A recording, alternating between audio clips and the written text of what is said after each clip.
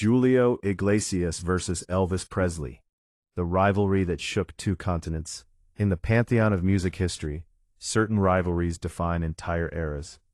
Ali versus Frazier, the Beatles versus the Rolling Stones. But one competition remains largely untold, the epic clash between two kings from different worlds. Elvis Presley, the undisputed monarch of American rock and roll, and Julio Iglesias, the sophisticated Spanish crooner who dared to challenge the king's global throne.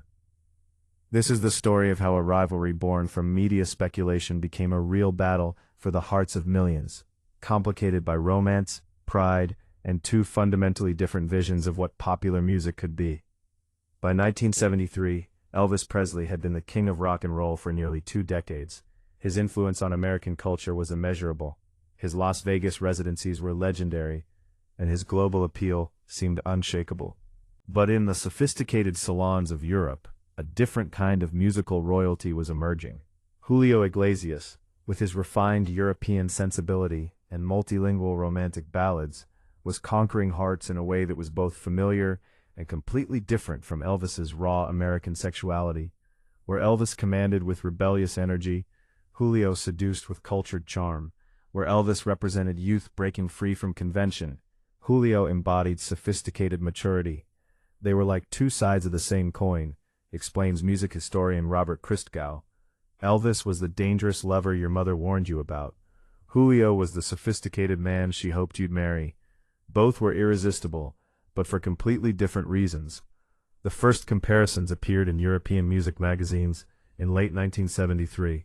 Critics began asking, could there be two kings? Was the world big enough for both Elvis's American rock and Julio's European romanticism? What began as casual, critical comparison quickly escalated into manufactured rivalry. Music journalists, always hungry for compelling narratives, began framing every Julio success as a challenge to Elvis's supremacy. Every Elvis achievement became a response to Julio's growing influence. The numbers seemed to support a genuine competition. While Elvis dominated American charts, Julio was achieving something unprecedented. Massive success in markets where Elvis had never fully penetrated. By 1974, Julio was outselling Elvis in Spain, Italy, France, and much of Latin America. The press coverage was relentless, recalls former Rolling Stone writer Dave Marsh. Every week, there were new articles comparing their record sales, their concert attendance, their influence on fashion. The media created this sense that there could only be one global musical king. The rivalry narrative was particularly appealing because it represented more than just musical competition. It was East versus West, sophistication versus rebellion, European culture versus American energy. The two men became symbols of broader cultural tensions. The rivalry took a dramatic personal turn in 1975 when Priscilla Presley, freshly divorced from Elvis, began appearing at social events where Julio was also present. Their first documented meeting occurred at a Beverly Hills party in March 1975, just months after her divorce was finalized. According to witnesses, the chemistry was immediate and obvious. Priscilla, emerging from a tumultuous marriage to one of the world's most famous men, was drawn to Julio's sophisticated European charm. Julio, always appreciative of beautiful and intelligent women, was captivated by her grace and the intriguing complexity of her situation. You could see the attraction immediately, recalls party host and music producer David Geffen. Priscilla had spent years dealing with Elvis's unpredictability, his moods, his excesses. Julio represented everything Elvis wasn't: stable, cultured, genuinely romantic, rather than just sexually magnetic. When photographs of Priscilla and Julio dancing together appeared in European magazines, the story exploded. Here was Elvis's ex-wife, the mother of his child, seemingly enchanted by his supposed rival. The personal had become professional, and the professional had become deeply personal. Elvis's reaction to the Priscilla situation was complex and revealing. Publicly, he maintained his characteristic cool, telling reporters that Priscilla was free to see whomever she chose. Privately, those close to him reported a different story. Elvis was bothered by it more than he let on, reveals former Memphis Mafia member Red West.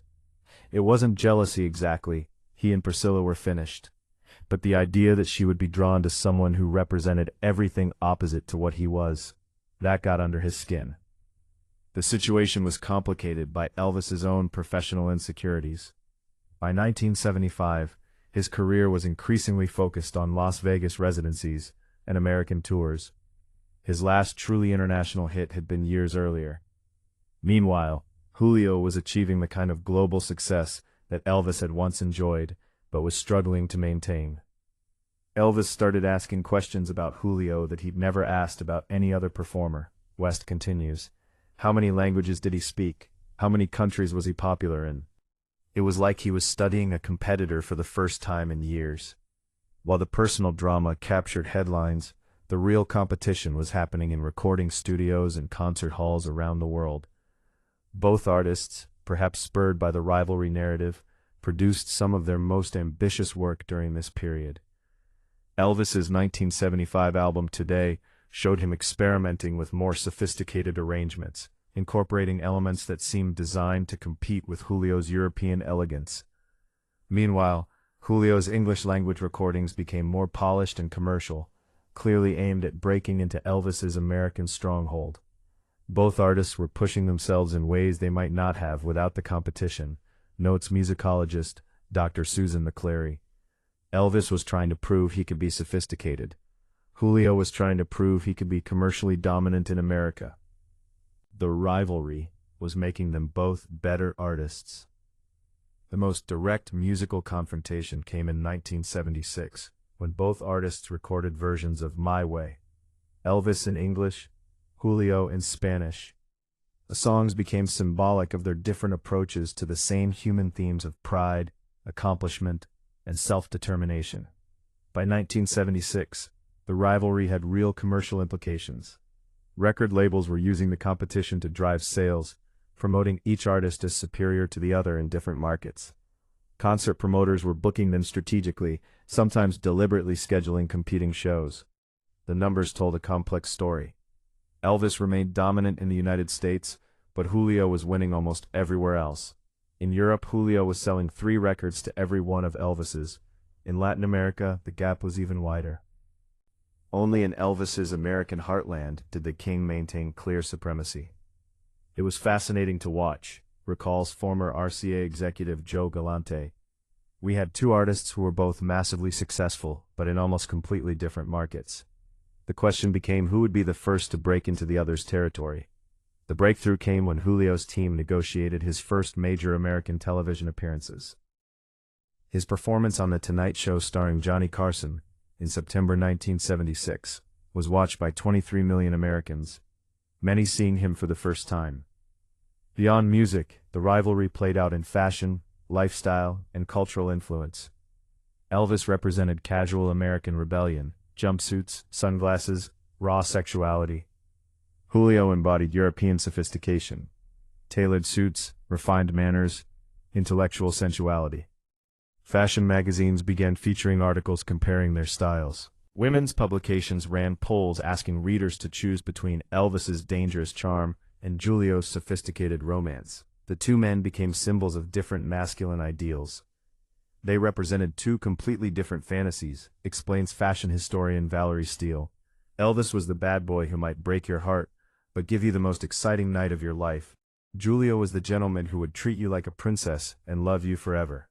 Different women were drawn to different dreams.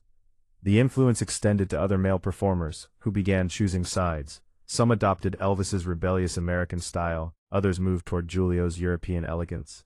The rivalry was reshaping masculine presentation in popular music. Throughout 1976, Priscilla's relationship with Julio deepened, adding personal stakes to the professional rivalry. While she and Elvis maintained a cordial relationship for their daughter, Lisa Marie's sake, her obvious happiness with Julio created unavoidable comparisons. Priscilla was genuinely happy in a way she hadn't been in years, notes her former friend and confidant Joanna Lumley. Julio treated her like an intellectual equal, not just a beautiful accessory. He was interested in her thoughts, her opinions, her dreams beyond just being Elvis's ex-wife. The contrast was impossible to ignore. Where Elvis had been possessive and controlling, Julio was supportive and encouraging. Where Elvis had demanded that Priscilla fit into his world, Julio seemed genuinely interested in understanding hers. When photographs of Julio, Priscilla, and Lisa Marie together began appearing in magazines, the story took on new dimensions. Here was a potential new family unit involving Elvis's most precious relationships. The rivalry had become deeply, unavoidably personal. 1976 represented the height of the Elvis-Julio rivalry. Both artists were at the top of their respective games, both were receiving massive media attention, and both were driven by the competition to reach new creative and commercial heights. Elvis's New Year's Eve 1976 concert in Pittsburgh drew 60,000 fans and was broadcast live across America. 2 weeks later, Julio's concert at Madrid's Bernabeu Stadium drew 80,000 fans and was broadcast across Europe. The symbolic competition was impossible to miss. Record sales showed the global split clearly. Elvis's Moody Blue dominated American charts, while Julio's A Mis 33 Años swept Europe and Latin America. Neither artist had achieved complete global dominance, but both had proven their power in their respective spheres. It was like watching two heavyweight champions who never fought each other, recalls music journalist Grail Marcus. They were clearly the two biggest names in popular music, but they operated in parallel universes that only occasionally intersected. By early 1977, cracks began showing in Elvis's armor. His health problems, long hidden from the public, were affecting his performances. His weight fluctuations and erratic behavior were becoming harder to conceal. Meanwhile, Julio continued his steady rise, seemingly unstoppable in his global conquest. The contrast was becoming painful for Elvis's supporters.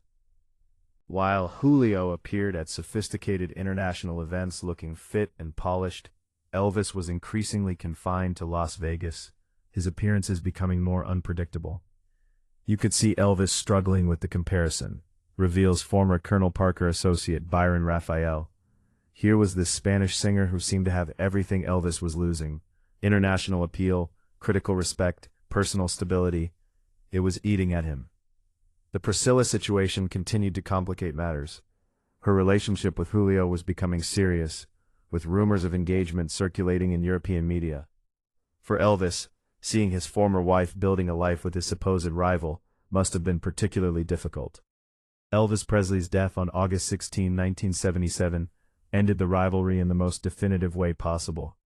The king was gone, leaving Julio without a competitor, and the music world without one of its most compelling narratives.